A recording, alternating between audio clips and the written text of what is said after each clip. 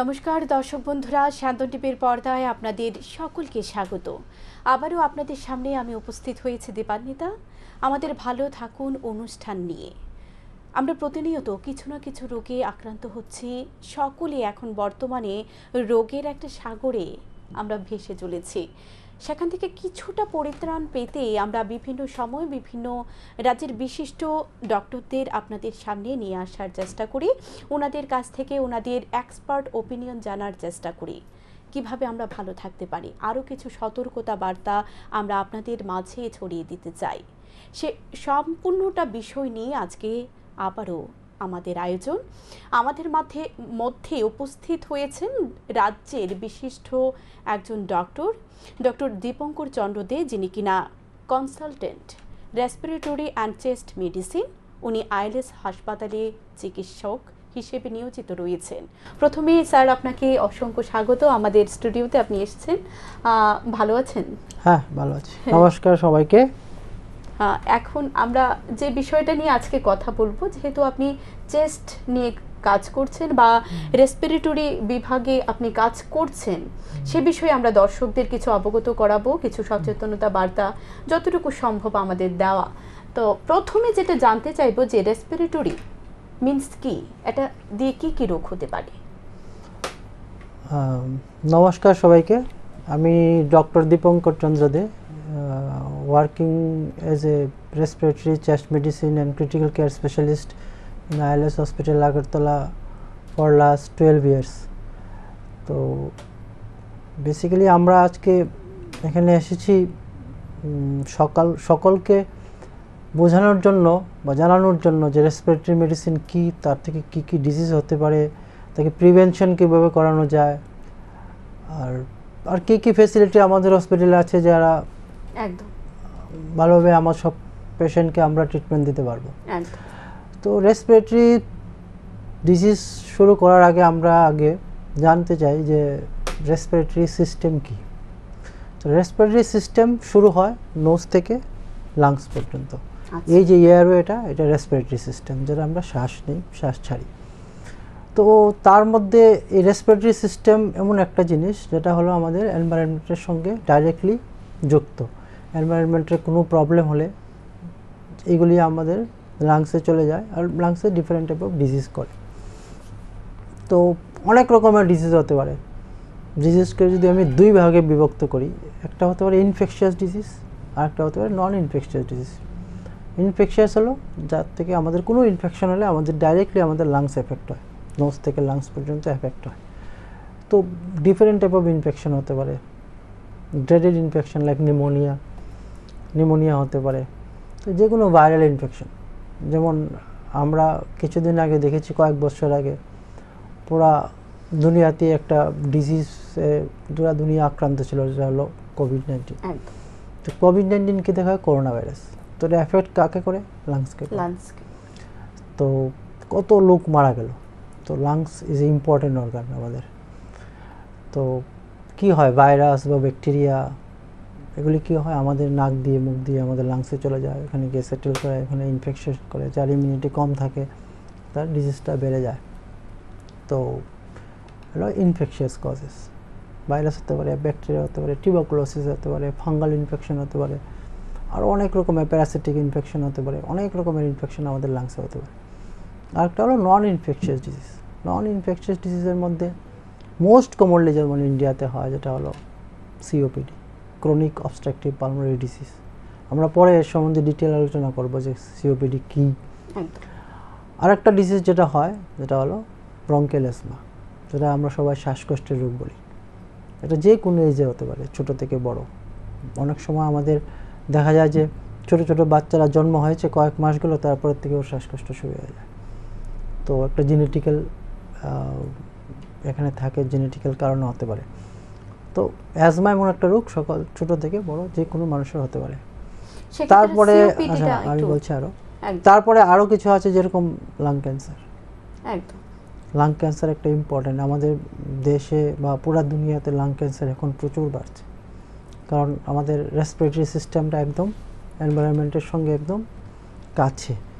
তো তাছাড়া different type of addiction মানুষ করে, যেরকম স্মোকিং তো দিন দিন বাড়ছে, তো যে কারণে আমাদের লাং ক্যান্সারও বাড়ছে। তারপরে আমাদের লাংসের চারিদিকে একটা কাভারিং থেকে প্লোরা বলে, ওর মধ্যেও ডিফারেন্ট টাইপ অফ ডিজিজ হয়, এটাও রেসপিরেটরি সিস্টেমের মধ্যেই আসে, টিউবারকুলোসিস বা কোনো ইনফেকশন, অনেক রকমের প্রবলেম হয়।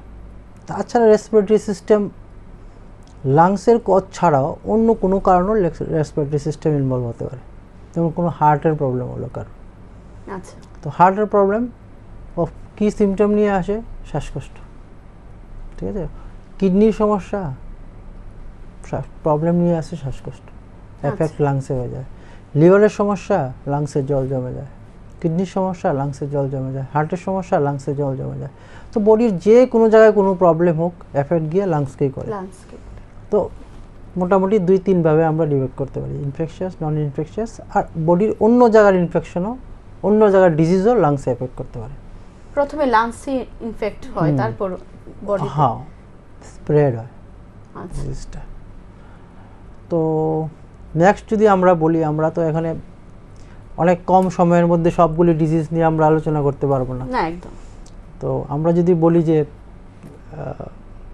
কিছু মেইন ডিজিজগুলি যেগুলি আমরা সচরাচর সব সময় দেখি, মনে করেন ওপিডিতে আমি যদি দিনে 20-25-30 পেশেন্ট দেখি, তার মধ্যে 15-16 পেশেন্ট আসে ওই অ্যাজমা, সিওপিডি রিলেটেড। তো আমরা ওই অ্যাজমা, সিওপিডি এগুলি ডিজিজগুলি নিয়ে আজকে আমরা আলোচনা করব। একদম স্যার, একটু আগে বলছিলেন যে ছোট থেকে বড় সকলেরই অ্যাজমা হতে পারে, বা যেটা আমরা শ্বাসকষ্ট বলে থাকি। সিওপিডি ওটাও কি যে কোনো বয়সের হতে পারে? সিওপিডি ইউজুয়ালি সিওপিডি হলো গিয়ে, সিওপিডির ফুল ফর্ম হলো ক্রনিক অবস্ট্রাকটিভ পালমোনারি ডিজিজ। তো তার মধ্যে হয় কি, আমাদের যে শ্বাসনালীগুলি আছে এগুলির মধ্যে চেঞ্জেস হয়। আমাদের যে অ্যালভিওলাইগুলি আছে, যেগুলো দিয়ে আমরা শ্বাস, অক্সিজেন যায়, কার্বন ডাইঅক্সাইড বের হয়, তো ওগুলির মধ্যে চেঞ্জেস হয়, যার কারণে পেশেন্ট শ্বাস নিতে অসুবিধা হয়। কজেস যদি বলি সিওপিডির, তো মোস্ট কমন কজ হলো স্মোকিং। আচ্ছা, smoking is the most common cause. আমাদের দেখবেন ইউজুয়ালি যারা অনেক বছর ধরে স্মোকিং করছে, দিনে অনেক প্যাকেট খাচ্ছে, 1 প্যাকেট 2 প্যাকেট স্মোকিং করছে এবং লং ডিউরেশন ধরে করছে, মোটামুটি 50-60 ইয়ার হয়ে গেল, তাদের লাংসের মধ্যে চেঞ্জেস শুরু হয়ে যায়। ইনিশিয়ালি 30-40 ইয়ার্স পর্যন্ত কোনো প্রবলেম হয় না। 40 ইয়ার্সের পরের থেকেই যারা স্মোকিং বন্ধ করেনি, কন্টিনিউ করে যাচ্ছে, তাদের লাংসের মধ্যে যে স্ট্রাকচারাল চেঞ্জেস শুরু হয়ে যায়, তারপরে ওর শ্বাসকষ্ট শুরু হয়। তো মোস্ট কমন কজ হলো গিয়ে স্মোকিং ছেলেদের ক্ষেত্রে। আচ্ছা, ইউজুয়ালি অনেক মেয়েরাও করে, কিন্তু সেইভাবে করে না, তুলনামূলক কম করে। আরেকটা হলো গিয়ে, আমাদের আগের দিনের মহিলারা কি করতো, ওই খাবার কিসে বানাতো? লাকড়ি দিয়ে ধোয়া উঠতো। তো ওল্ড এজ ফিমেলরা দেখবেন অনেকের শ্বাসকষ্টের প্রবলেম শুরু হয় একটু বয়স হলে পরে। আগে কি করতো? আগে তো চুলাতে রান্না করতো, এখন না গ্যাস এসে গেছে, তো তাদেরও সিওপিডি প্রবলেম হতে পারে। তারপরে কিছু জেনেটিক্যাল কজ হয়, বডির মধ্যে একটা আলফা-1 অ্যান্টিট্রিপসিন থাকে, ওটার ডিফিসিয়েন্সি যাদের থাকবে ওদেরও বড় হয়ে সিওপিডি চেঞ্জেস হয়ে যায়। তার অনেক কজ আছে, মোস্ট কমন কজ হলে গিয়ে স্মোকিং বা যারা ফিমেলরা রান্না করে ধোয়া, তার থেকে সিওপিডি হয়। সিওপিডি হওয়ার পর প্রতিরোধ আমরা কি করে করতে পারি? দেখুন, সিওপিডির প্রতিরোধ তো বেসিক্যালি আমাদের স্মোকিং বন্ধ করতে হবে। মোস্ট কমন হলো যার স্মোকিং রিলেটেড, তাদের স্মোকিং বন্ধ করতে হবে। আর যারা জেনেটিক্যাল, তাদের তো প্রতিরোধ করা মুশকিল, জেনেটিক্যাল কজকে তো দূর করা যায় না। আমরা রোগ হলে রোগকে ট্রিটমেন্টই করতে হবে। সেক্ষেত্রে ট্রিটমেন্ট নিয়ে কিছু বলুন। এখন কথা হলো গিয়ে, সিওপিডি পেশেন্ট যারা স্মোকিং করছে, তারা আমাদের কাছে আসে, তাদেরকে ইউজুয়ালি আমাদের প্রথমে তো ডায়াগনোজ করতে হবে সিওপিডি আছে না অন্য কোনো ডিজিজ, ঠিক আছে। সিওপিডি ডায়াগনোজ করার জন্য ইনিশিয়াল যেটা আমরা ইনভেস্টিগেশন করাই, ইনিশিয়াল হলো চেস্ট এক্সরে। তো চেস্ট এক্সরে করলেই অনেকটাই বোঝা যায় যে ওর সিওপিডি আছে কি না। ওর চেস্ট এক্সরের মধ্যে অনেক চেঞ্জেস আসে। লাংসগুলি বেসিক্যালি কী হয়ে যায়, হাইপার ইনফ্লেটেড। আমাদের লাংস যদি এরকম বড় থাকে, যারা সিওপিডি করবে তাদের লাংস দেখবেন এত বড় হয়ে গেছে, ঠিক আছে, লাংসগুলি বড় বড় হয়ে যায়। তো এক্সরে করলে অনেকটা বোঝা যায়। তারপরে হলো টেস্ট হলো গিয়ে এই একটা পালমোনারি ফাংশন টেস্ট, পিএফটি বলে। Lung function. এটা লাংসের একটা ফাংশন করা হয়, যার একটা মেশিন থাকে, মেশিনের মধ্যে পেশেন্টকে বলা হয় যে আপনি ফু দেন, টানেন, তো লাংয়ের ফাংশনটা বোঝা যায়। যদি লাংয়ের ফাংশন নর্মাল মানুষের ফাংশন আমরা জানি, এই বয়সের এত ওজনের মানুষের ফাংশন এরকম হওয়া দরকার, তো ওর থেকে যদি কম আসে তার মানে ওর সিওপিডি শুরু হয়ে গেছে। এখন সিওপিডিরও ডিফারেন্ট স্টেজেস থাকে, স্টেজ 1, 2, 3, 4, যেমন ABCD বলে। তো ওই পালমোনারি ফাংশন টেস্ট করার পরে ওর ফাংশনটা কতটুকু কমেছে এটা স্টেজেস করে আমরা জানতে পারি। স্টেজ 1 হলো গিয়ে মাইল্ড ডিজিজ, মাত্র শুরু হয়েছে। স্টেজ 2 হলো মডারেট, আর একটু বেড়ে গেল। স্টেজ 3 আরও সিভিয়ার। স্টেজ 4 হলো ভেরি সিভিয়ার। তো সেই ক্ষেত্রে ট্রিটমেন্ট চেঞ্জ হয়। মাইল্ড হলে কী ট্রিটমেন্ট দিতে হবে, মডারেট কী ট্রিটমেন্ট দিতে হবে, সিভিয়ার ভেরি সিভিয়ারে কী ট্রিটমেন্ট দিতে হবে, এগুলি চেঞ্জেস হয়। তো বেসিক্যালি আমরা এক্সরে আর পালমোনারি ফাংশন টেস্ট এই দুটা করেই ডায়াগনোস করতে পারি। আর হিস্ট্রি, যে অনেক বছর ধরে স্মোকিং করছে, ঠিক আছে, একটু হাঁটলে ধীরে ধীরে যখন একটু হাঁটি বা সিঁড়ি উঠি, একতলা উঠি, তখনই শ্বাসকষ্ট শুরু হয়। আমি যদি বসে থাকি তো আমার কোনো প্রবলেম হয় না, বা সোজা রাস্তায় হাঁটলে প্রবলেম হয় না। আমি যখন একটু সিঁড়ি চড়ি তখন প্রবলেম শুরু হয়। তারপরে কিছুদিন যখন এটা বাড়বে তখন বললে আমি যেমন অনেকক্ষণ হাঁটি তারপরে শ্বাসকষ্ট শুরু হয়। তারপরে স্টেজ বাড়লে কী হবে, আমি এখান থেকে এখানেও যেতে পারি না। তারপরে কী বলবো, আমি বসে বসেও শ্বাসকষ্ট। তো বেসিক্যালি স্টেজটা এইভাবে হয় আর কি। তো তারপরে ডিপেন্ড করে আমাদের ট্রিটমেন্ট করা। তো বেসিক্যালি স্টেজটা যদি আমরা জানতে পারি ওই হিসাবে আমরা ট্রিটমেন্ট দিই ওদেরকে। তো এটাই আর কি সিওপিডি। এবার আমরা একটু কথা বলবো যে আমরা একটু আগে বললাম যে শ্বাসকষ্টজনিত যে অ্যাজমা নিয়ে আমরা একটু কথা বলবো, ব্রঙ্কিয়াল অ্যাজমা নিয়ে, সেটা বিষয়টা কি? ব্রঙ্কিয়াল অ্যাজমা বেসিক্যালি আজকাল দিনে আমি দেখছি ব্রঙ্কিয়াল অ্যাজমার মানে কেসেস অনেক বাড়ছে। ওর কজ হলো গিয়ে একটা তো জেনেটিক্যাল কজ। অনেকের দেখবেন তার বাবা মা বা ওর দাদু দিদা বা মামার বাড়ির দিকে বা বাবার বাড়ির দিকে কারো না কারো কোনো রেসপিরেটরি প্রবলেম ছিল আগে। দেখা যায় যে ওই ছোটো থেকেই ওদের প্রবলেম শুরু হয়ে যায়, শ্বাসকষ্টের প্রবলেম। তো এটা তো একটা কজ। আর হলো গিয়ে 2 নম্বর কজ হলো গিয়ে পলিউশন। আমাদের এই এনভায়রনমেন্টে পলিউশন ধীরে ধীরে ধীরে ধীরে বাড়ছে, ঠিক আছে। তো যত পলিউশন বাড়ছে এই প্রবলেমটা আরও বেশি, অ্যাজমার প্রবলেম আরও বেশি বাড়ছে।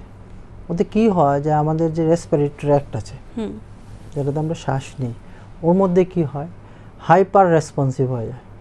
মনে করেন আমাদের নর্মালি কী হয়, আমাদের কোনো অ্যালার্জেন্স বা পলিউশন বা কিছু একটা স্মোকিংয়ের কিছু একটা আমাদের লাংসে গেল, আমরা শ্বাস নিলাম, গেল ভিতরে, যাওয়ার পরে বডি কী করে ওই জিনিসটাকে মেরে শরীর থেকে বের করার চেষ্টা করে। কারণ বডির প্রোটেক্টিভ মেকানিজম, ঠিক আছে। আমাদের ভিতরে যদি কোনো ধোঁয়া বা ডাস্ট চলে যায়, আমাদের হাঁচি আসে, তো দিস ইজ প্রোটেক্টিভ মেকানিজম না, বডি কী করে এটাকে বের করার চেষ্টা করে। তো কোনো একটা কিছু লাংসে গেল, তো বডি চেষ্টা করবে ওইটাকে মেরে বা ধরে এটাকে শেষ করে শরীর থেকে বের করে দেওয়া। তো মনে করেন আমাদের বডিতে, নর্মাল মানুষের বডিতে কী হয়, মনে করেন একটা জিনিস অ্যালার্জেন্স গেল, তো অ্যালার্জেন্সকে মারার জন্য কিছু সেল ওখানে যাবে, গিয়ে ওটাকে মারার চেষ্টা করবে। মনে করেন 5টা সেলই দরকার মারার জন্য, 5টা সেল দিলেই ওই জীবাণুটা বা পলিউশনটা মরা যাবে। কিন্তু বডি দেখা গেলো ওখানে 1000 সেল ছেড়ে দিয়েছে ওটাকে মারার জন্য। তো বডি কি নর্মাল থেকে বেশি রেসপন্স দেখিয়েছে, হাইপার রেসপন্স। ও হাইপার রেসপন্স দেখানোর দরকার ছিল না, তো 5টা সেল পাঠালে তো হতো, বেশি কেন পাঠালো? কারণ ওর বডির জেনেটিক্যাল মেকানিজমে এরকম হয়ে গেছে যে একটা জিনিসকে মারার জন্য বেশি পাঠাচ্ছে। যখন বেশি সেল পাঠায়, তো সেলগুলি যে মারার জন্য different type of product secrete করে, ওইগুলি থেকে প্রবলেম শুরু হয়, ঠিক আছে। ওইগুলি বডির মধ্যে ইনফ্লামেশন করলে কী হবে, আমাদের শ্বাসনালীগুলি যেটা এত বড় থাকে নর্মালি শ্বাস নেওয়ার জন্য, যখন বেশি সেল এখানে এডিমা হবে, ইনফ্লামেশন হবে, তো এটি ছোটো হয়ে যায়। ছোটো হলেই তো শ্বাস নিতে পারবো না। বড় জিনিস থেকে আমি শ্বাস নিতে পারবো ভালো করে, ছোটো থাকলে তো আমি শ্বাস নিতেও শ্বাস আসবেই না, এই জন্য শ্বাসকষ্ট হবে। বেসিক্যালি ওইটারও স্টেজেস থাকে, স্টেজ 1, স্টেজ 2, স্টেজ 3, স্টেজ 4। আমরা পিএফটি যেটা বললাম, পালমোনারি ফাংশন টেস্ট করে আমরা করতে পারি। কিন্তু ব্রঙ্কিয়াল অ্যাজমার ক্ষেত্রে কী হয় না, যদি লং টার্ম না হয়, 20-30 বছর হয়ে গেছে এরকম যদি না হয়, ইউজুয়ালি এক্সরে সব নর্মাল থাকবে, ঠিক আছে। তো কী হয় না, ওই allergic test, different type of allergic test হয়। তো একটা তো হয় সিরাম আইজি টেস্ট, আপনার শরীরে কোনো অ্যালার্জির প্রবলেম আছে কিনা, যদি কোনো অ্যালার্জি না আসে বডি হাইপার রেসপন্স দেখাচ্ছে কিনা, ওটা জানার জন্য ব্লাড টেস্ট করানো। ব্লাড টেস্ট করলে ধরা পড়ে অ্যালার্জির প্রবলেম আছে কিনা। তারপরে আরেকটা টেস্ট হয় যেরকম আমরা অ্যাডভাইস করি, একটা হলো স্কিন অ্যালার্জি টেস্ট। স্কিনের মধ্যে ডিফারেন্ট টাইপ অফ অ্যালার্জেনের ইনজেকশন দেওয়া হয়, তারপরে তারা চেক করে কোন জিনিসটার থেকে রিয়াকশন হয়েছে। আচ্ছা, তারপরে আপনার লিস্ট বের করতে পারবেন যে আমার এই এই জিনিস থেকে অ্যালার্জি আছে, এই জিনিসগুলো যদি আমি অ্যাভয়েড করি তাহলে আমার আর শ্বাসকষ্ট হবে না, না কাশি হবে, কোনো প্রবলেমই থাকবে না। তাছাড়া তারপরেও কিছু ওষুধ আছে, ওষুধ দিয়েও ঠিক করা যায়, কিন্তু বেসিক্যালি আমাদের ওই যে অ্যালার্জেন থেকে হয় ওই অ্যালার্জেনটা আমাকে অ্যাভয়েড করতে হবে। ইনিশিয়ালি তো মোস্ট কমনলি যারা 90-95% কেসেস সব পেশেন্টের আমরা যারা করাই ডাস্ট থেকে সবেরই অ্যালার্জি থাকে, ম্যাক্সিমাম 90-95% ডাস্ট থেকে থাকে।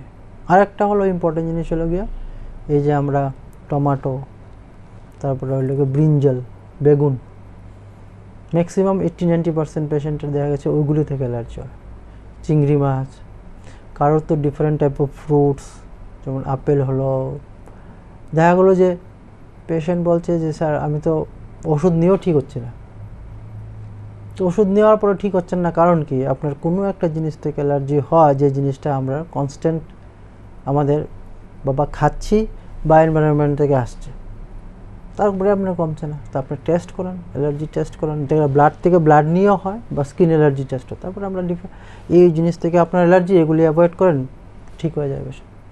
আমারও কিছু পেশেন্ট আছে করিয়েছি, মনে করেন খাবারের মধ্যে আমরা হলুদ ডালি তো, হ্যাঁ, ওর হলুদ থেকে অ্যালার্জি হচ্ছে। তো হলুদ থেকে অ্যালার্জি আমরা সব সময় সব খাবারই হলুদ দিই, তো ও তো জানে না, সব সময় সব জিনিস হলুদ খায়, কিন্তু ট্রিটমেন্ট করেও ঠিক হচ্ছে না। তো টেস্ট করানোর পরে দেখা গেলো হলুদ থেকেও অ্যালার্জি, তো হলুদ অ্যাভয়েড করেছে, এখন 2-3 ইয়ার্স হয়ে গেছে, কোনো প্রবলেমই নেই। অ্যালার্জিটা কি ম্যান টু ম্যান ভেরি করে, মানে এক একজনের আরেকটা হতে পারে, কারোর কোনো ইয়ে নেই, তবে 90-95% ডাস্ট আর স্মোক তো মোটামুটি সবের থাকে। তো আমরা যদি এটাকে প্রিভেন্ট করতে পারি, মোস্ট কমনলি আমরা যখনই বের হবো বাড়ি থেকে মাস্ক পরা দরকার। যখন কোভিড ছিল তখন সবাই মাস্ক ইউজ করেছে, তখন প্রবলেম কম ছিল, আমরা এজ এ প্রেসক্রিপশনার আমরা দেখেছি। এখন দেখছি দিন দিন অ্যালার্জির অ্যাজমার প্রবলেম দিন দিন বাড়ছে। আমি ওপিডিতে 10টা পেশেন্ট দেখলে 7-6 পেশেন্ট আসে অ্যালার্জির পেশেন্ট, সবাই অ্যালার্জি বাড়ছে, কেউ মাস্ক ইউজ করে না। বললে হ্যাঁ করি কোনো সময়, আজকে করেননি কেন, না এখন ভুলে গেছি আনতে, এখন আর কি। তো ইউজুয়ালি আমরা যদি সবাই মাস্ক ইউজ করি তাহলে আমি মনে করি 80-90% প্রবলেম তো ওইটা থেকেই সলভ হয়ে যাবে। তারপরে বাকিটা নিলে ওষুধ দেওয়া গেল। শ্বাসকষ্ট বিষয়টা কি অ্যালার্জিক বেসডই হয়, অ্যালার্জি থেকে শ্বাসকষ্ট? অ্যালার্জি থেকে হয়, জেনেটিক্যাল হয়। আচ্ছা, আমরা কি করে বুঝবো ওটা কি অ্যালার্জি থেকে শ্বাসকষ্ট হচ্ছে নাকি অন্য কোনো বিষয় আছে এটার মধ্যে? ও টেস্ট করতে হবে, আমরা অ্যালার্জি টেস্ট করব, যদি অ্যালার্জি থাকে তাহলে তো অ্যালার্জি আসবে, আর যদি না থাকে তাহলে we have to think another thing, তখন আরও ইনভেস্টিগেশন করতে হবে, ইনভেস্টিগেশন করে দেখতে হবে অন্য কোনো প্রবলেম থেকে হচ্ছে। ইনিশিয়ালি আমি যেরকম দেখি মানে 95-96% পেশেন্টের অ্যালার্জি থেকেই শ্বাসকষ্টের প্রবলেম হচ্ছে। আরেকটা বিষয় স্যার আমি জানতে চাইবো যে ছোটবেলা থেকে কিছু বাচ্চাদের শ্বাসকষ্ট হচ্ছে, সেক্ষেত্রে ওরা কি কি করতে পারে, বা এটা কি একেবারে নির্মূল করা যায় এই যে শ্বাসকষ্ট বিষয়টা? আমরা দেখেছি অনেক পেশেন্ট যারা মোটামুটি 8-10 বছর হওয়ার পরে তাদের প্রবলেম চলে গেছে, কিন্তু ইনিশিয়ালি তাদের ট্রিটমেন্ট করাতে হবে। ঠিক আছে, অনেক সময় আমরা ট্রিটমেন্টে কী হয়, মোস্ট অফ দ্য কেসেস ট্রিটমেন্টে হয় কি আমাদের ইনহেলার দিতে হয়। ঠিক আছে, তো অনেক বাবা মা বলে ইনহেলার, এত ছোটো বয়স থেকে ইনহেলার নেবে তাহলে তো সারা জীবন নিতে হবে, ইনহেলার কি সাইড এফেক্ট হবে, কী হবে, সবের অনেক রকমের প্রশ্ন। কিন্তু আমি মনে করি ইনহেলার ইজ দ্য বেস্ট, ওর কোনো সাইড এফেক্ট নেই। ঠিক আছে, আর ইনহেলার যদি রেগুলার ইনিশিয়ালি নেওয়া যায় তাহলে ভবিষ্যতে গিয়ে দেখা যায় যে ওদের রেসপিরেটরি প্রবলেমগুলি কমে যায়। অনেকের তো অনেক 10-15 বছর 20 বছর কোনো প্রবলেমই থাকে না। তো যাদেরই প্রবলেম আছে বাচ্চাদের, ছোটো বাচ্চাদের, তো তাদের ইনহেলার নেওয়া দরকার। ইনহেলার নিলে ধীরে ধীরে ঠিক হয়ে যাবে, তবে রেগুলারলি নিতে হবে। আচ্ছা, অনেকে কী করে আজকে নিলাম তো একটু ভালো লাগছে আবার 10 দিন নিলাম না, আবার প্রবলেম, আবার নিচ্ছি, এরকম করে না, একটু রেগুলারলি নিতে হবে, হ্যাঁ, কয়েক বছর নিতে হবে, তারপরে হতে পারে ঠিক হয়ে যাবে। আরেকটা একটা ছোট্ট বিষয়টা আমার সাথেও হয়, তাই জিজ্ঞেস করলাম যে স্প্রে নেওয়ার পরে ডক্টর বলে দাঁতে কি কোনো এফেক্ট পড়ে? বা দাঁতে এফেক্ট করে না, ফেরিনজাইটিস হয় অনেক সময়, তো স্প্রে নেওয়ার পরে আমরা সবসময় বলি একটু গরম জল দিয়ে ভালো করে কুল্লা করে মুখ ধুয়ে নিতে। আচ্ছা, আরেকটা ছোট্ট একটা বিষয়, যেটা ছোট্ট একটা বাচ্চা জন্ম নিল, সদ্যজাত জন্ম নিল, দেখা যায় যে ওরও শ্বাসকষ্ট হচ্ছে, কেন হচ্ছে এই বিষয়টা? ওটা বললাম জেনেটিকের জন্য হচ্ছে। ওটা এত ছোট বাচ্চাদের ইউজুয়ালি জেনেটিক্যালি হবে, আর না যদি হয় লাংসের কোনো স্ট্রাকচারাল প্রবলেম, তার জন্য কনজেনিটাল লাংসের মধ্যে কোনো প্রবলেম আছে, ওটার কারণে যদি হয়। আর ওটা যদি না থাকে আমরা টেস্ট করে দেখতে পারবো, এক্সরে বা সিটি স্ক্যান কিছু একটা করে দেখা যায় যদি লাংসের মধ্যে স্ট্রাকচারালি কোনো ডিফেক্ট থাকে তাহলে হতে পারে। আর যদি স্ট্রাকচারালি সব কিছু নর্মাল তাহলে most likely it is genetical. এবার আমরা একটু এটা জানবো, শ্বাসকষ্ট হলে কি কি ট্রিটমেন্ট নিতে পারবে বা কি কি করা যায়? ইনিশিয়ালি তো শ্বাসকষ্টের তো অনেক কজ আমি বললাম, একটা হলো রেসপিরেটরি কজ, একটা হচ্ছে নন রেসপিরেটরি কজ, যেমন বডির অন্য কোনো জায়গার ইনফেকশন বা অন্য কোনো জায়গার ডিজিজ শ্বাসকষ্ট করতে পারে, তো ওটা আমাদের ডিফারেন্সিয়েট করতে হবে, ওর পার্টিকুলারলি প্রাইমারি লাংসের ডিজিজ না অন্য কোনো বডির লিভারের প্রবলেম, কিডনির প্রবলেম, হার্টের প্রবলেম, অন্য জায়গার প্রবলেম থেকে ওর শ্বাসকষ্ট হচ্ছে। তো অন্য অর্গানগুলিকেও তো আমাদের দেখতে হবে, ওর কিডনি ঠিক আছে কিনা, লিভার ঠিক আছে কিনা, হার্ট ঠিক আছে কিনা, এগুলো যদি ঠিকই থাকে, পিওরলি প্রাইমারি লাংসের প্রবলেম, তাহলে যেটি বললাম দুই রকমের হতে পারে, ইনফেকশাস, নন ইনফেকশাস। একটা হলো ইনফেকশন, লাংসের মধ্যে নিউমোনিয়া হয়ে যাওয়া, কোনো ইনফেকশন হয়ে যাওয়া, তো ওটা আমাদের দেখতে হবে, ইনফেকশন তো নেই, ঠিক আছে, ইনফেকশন নেই। ইনফেকশন না থাকলে কী হতে পারে? সিওপিডি হতে পারে, অ্যাসমা হতে পারে, লাংয়ে ক্যান্সার হতে পারে, ওটার কারণে শ্বাসকষ্ট হতে পারে, লাংসের বাইরে জল চলে আসলো, ঠিক আছে, তো এইগুলি কজ হতে পারে। তো কজটা আমাদের থিঙ্ক করতে পারে যে এই কজটা হবে না, ঠিক আছে, এই কজটা হবে। তো এই কজটা যদি হয়, আমরা যদি জানতে পারি না ওর অ্যাজমা বা সিওপিডি এগুলোর মধ্যে কিছু একটা হবে, তাহলে আমি যেটা বললাম আমাদের initially x-ray, lung function test এগুলি করাবো, এগুলি করালেই ডায়াগনোসিস হয়ে যাবে যে ওর প্রবলেম কী। আর মোস্ট কমন লোকে হিস্ট্রি, পেশেন্ট হিস্ট্রি দিচ্ছে যে আমি গত 40 বছর ধরে আমি সিগারেট খাচ্ছি, দিনে 1 প্যাকেট 2 প্যাকেট, তো টিপিক্যাল হিস্ট্রি দিচ্ছে ও, তো ওর সিওপিডি হবেই। আমার অ্যালার্জির প্রবলেম আছে, আমার বাইরে গেলে ধুলোবালি লাগলেই আমার কাশি শুরু হয়ে যায়, শ্বাসকষ্ট শুরু হয়ে যায়, আমার দিনে 50, 60, 100 স্নিজিং হয়, তো টিপিক্যাল হিস্ট্রি হচ্ছে অ্যালার্জির হিস্ট্রি।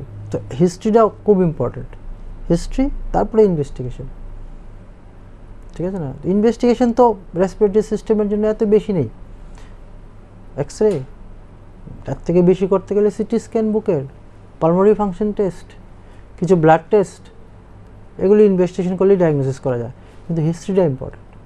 একদম, হিস্ট্রি কার কীরকম এসে ডিফারেন্সিয়েট করা যাবে, আর এই রোগটাই হবে।